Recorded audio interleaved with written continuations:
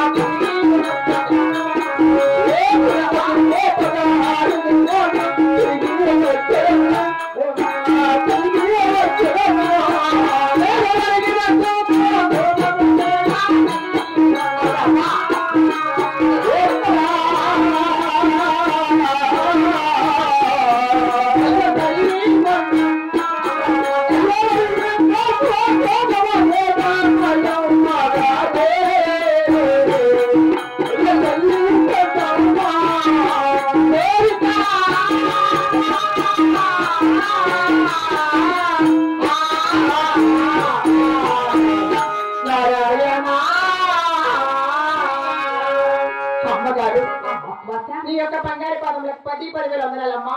నీ శాశ్వత చల్లగా వర్ధిల్లవ భగవంత. అలాగే నా మనసులో చిన్న కోరికమ్మా.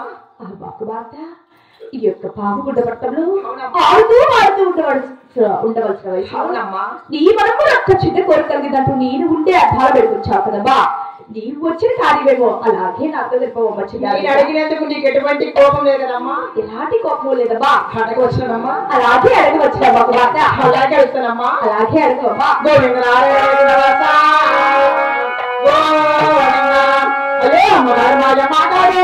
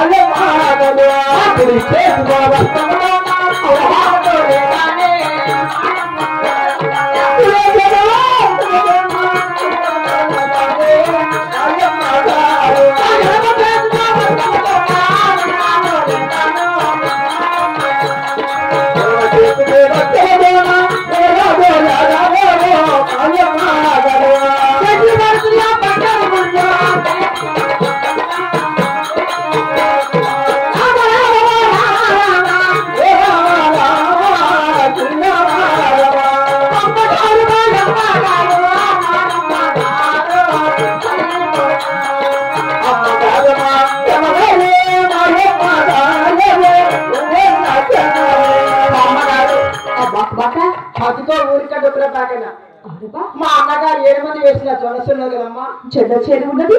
ఆ జొన్నసేని కావలి వెళ్ళాలని, జొన్న చేను కావలి వెళ్ళాలని, కేకలేసి గువ్వలు తోలాలని,